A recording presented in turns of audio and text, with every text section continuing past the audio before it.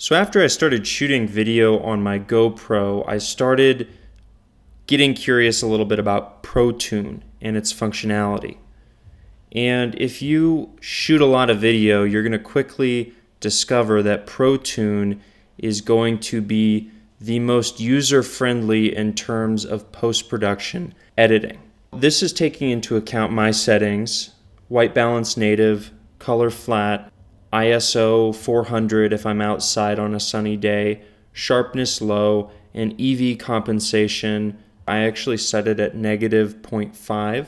You can always play around with those settings though and figure out which ones look the best. Now, something to take into consideration is when you import into GoPro Studio, you're actually going to want to export that footage so that you can use it in a program like Final Cut Pro or Premiere to fully get the capabilities of its resolution in post-production editing. Now, I just want to point this out. If you do go to your SD card, or when you hook your GoPro up to your computer through a USB cord, and you just pull the MP4 files off of the GoPro's memory card, those aren't going to be in full resolution that you shot them in. Those are going to be condensed, and that's why you have to use GoPro Studio with Protune footage to get the full uncondensed file. In this case, I'm going to go to Import New Files, or if you just hook the SD card up or the GoPro up to the computer at this point,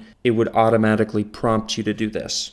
So in this case, I'm going to select the files, and if you have multiple files, you can do this for all of them. Go into Advanced Settings, and this is where you can decide to remove the fisheye or not. Personally, I like to leave the fisheye in there because it does distort the video pixels on the edges of your video. Go ahead and add that to your conversion list, and then go ahead and convert. And I'm just going to point out now that when you convert a lot of GoPro footage that's shot in Protune, it's going to take up a lot of space on your hard drive, especially if you're shooting in 2K or 4K or 1080p at 60 frames per second. We're going to proceed to step number 2, and this is the editing step. I personally am not going to be going over any of the GoPro editing templates or using a blank template. I'm just strictly going to export this file, but before I export it, notice that GoPro has already added a Protune filter on this file. It does a pretty good job of color correction, but sometimes it oversaturates the image, and I don't like that. In this case, I'm going to be showing you how to color correct it using Final Cut Pro.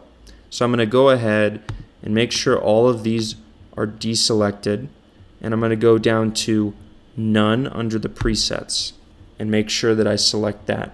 And notice it's going to flatten my image out a lot. It's going to reduce a lot of that saturation, and it's going to make it look pretty bland. But this is what I want, because if I take this into Final Cut, I can now use this file to color correct it, work with the exposure and the saturation all on my own.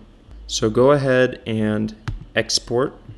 And notice down here, you can change the quality of the export. If you encode as H.264, notice the file size is going to be greatly reduced. And if you were just using a Protune or another preset in GoPro Studio, I would suggest just doing that and exporting it.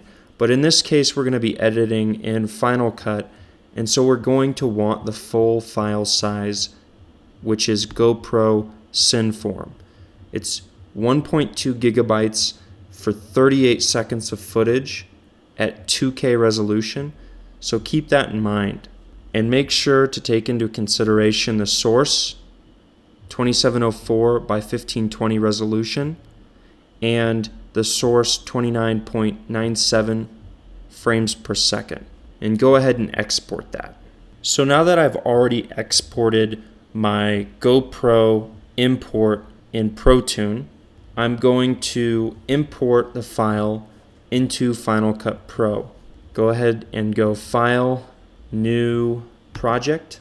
And now if I drag a file shot at 2K or 4K resolution into my timeline, you'll notice that the resolution it gives me up here doesn't match what we saw in GoPro Studio. In this case, 2704 by 1520 isn't one of the options.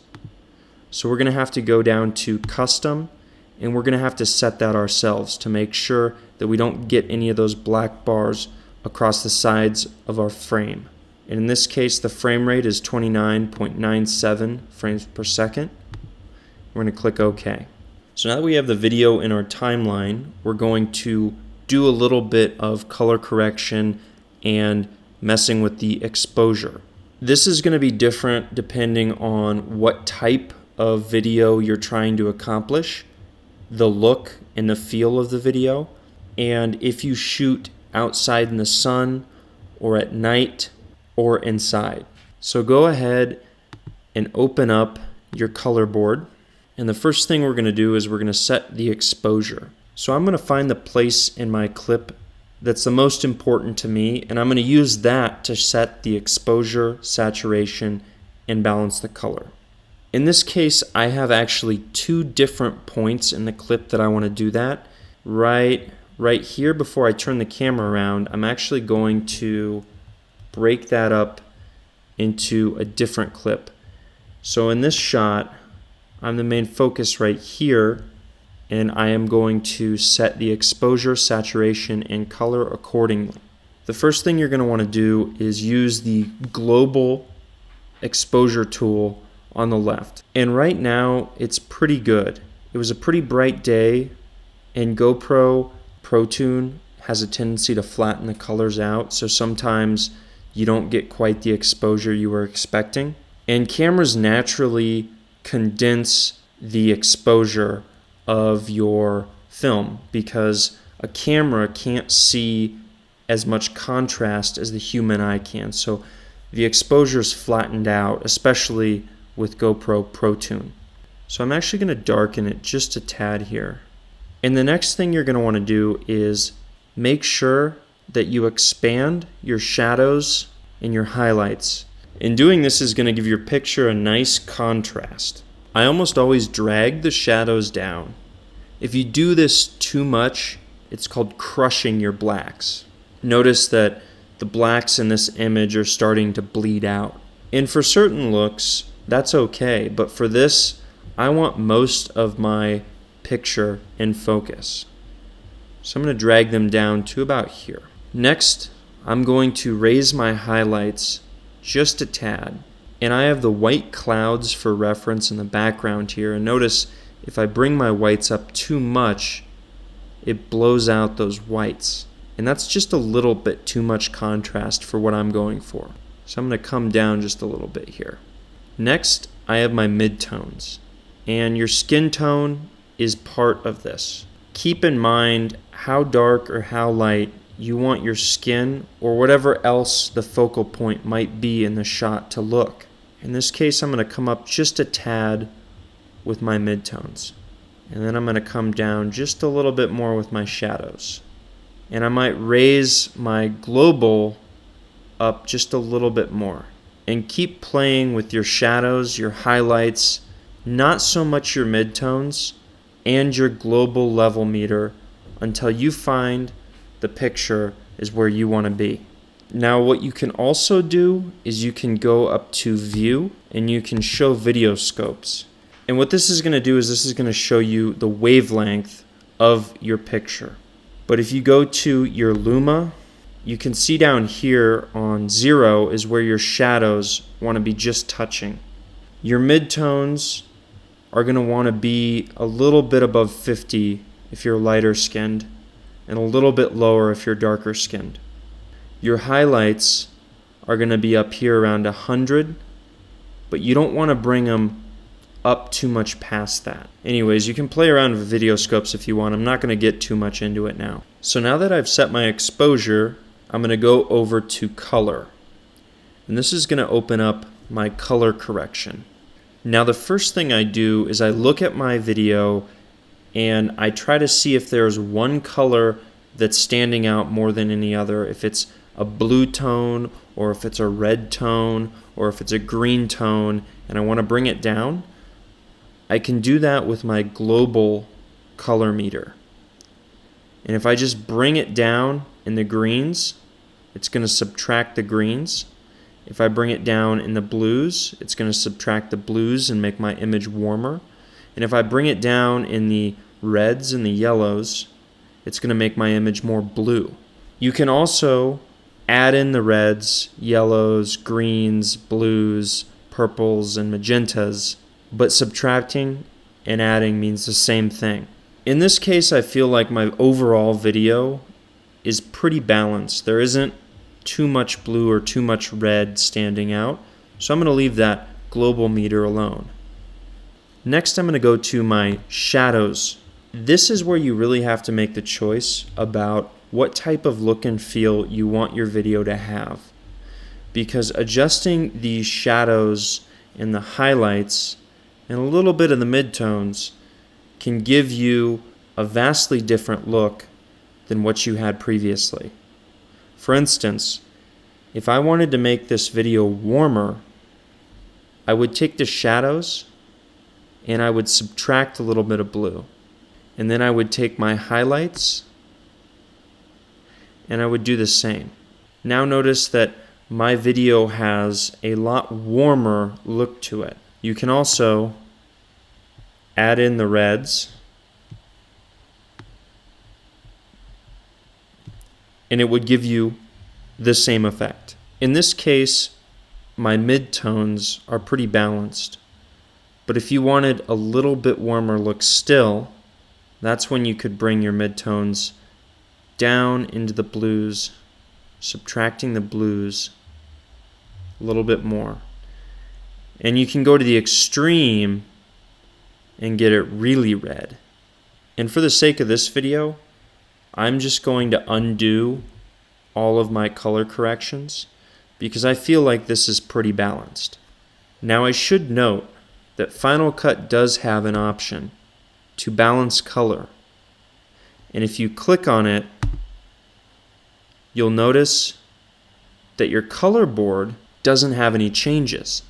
And that's because if you apply Final Cut's balance color correction, you can't go in and manually manipulate it. So that's why I almost never use balance color right out of the box. So next, I'm going to focus on saturation. And this is where you can really bring out the vibrancy of your image.